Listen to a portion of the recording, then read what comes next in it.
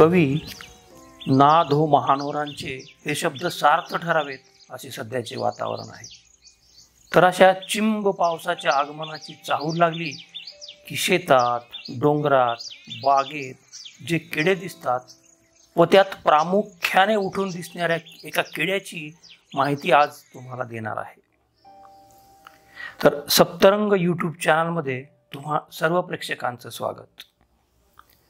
हा सुंदर लाल मखमली किडा शहरी भागातील लोकांना कदाचित अपरिचित असेल, परंतु गावाकडील जनतेला फार पूर्वीपासून याची ओळख आहे। लालसर व काहीसा ऑरेंज किंवा दोन्ही रंगाचे एकत्रीकरण साधणारा हा किडा आहे मृगाचा किडा। म्हणजे साधारणपणे मृगाचा पाऊस पडला की जमिनीतून वर येणारा म्हणून त्याला हे नाव पडले असावे।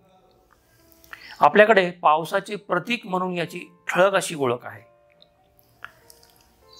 जमिनीखाली 30 फुटापर्यंत हा जाऊ शकतो अशी माहिती आहे।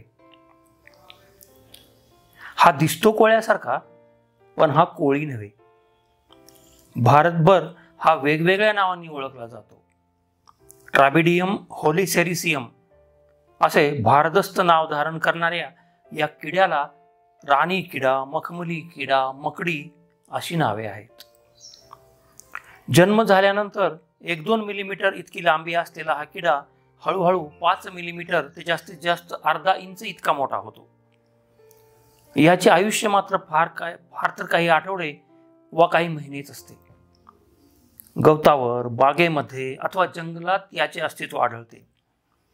पहिल्या पावसानंतर आम्ही जेव्हा देवराईच्या जंगलात गेलो तेव्हा तिथे मोठ्या प्रमाणावर हे किडे आम्हाला दिसले। हे मखमली किडे झुंडीने फिरतायत हे दृश्य अतिशय मनमोहक असे असते। आम्ही योग्य अंतर राखून त्यांना यत्किंचितही हानी पोहोचणार नाही याची काळजी घेत हे चित्रीकरण केलेले आहे। हे किडे भरपूर दिसले तर पाऊसमान भरपूर होते असे आपल्याकडे मानले जाते। यात कितपत तथ्य आहे अथवा याला काही शास्त्रीय आधार आहे याची कल्पना नाही। तर अशी ही मृगकिड्याची थोडक्यात ओळख।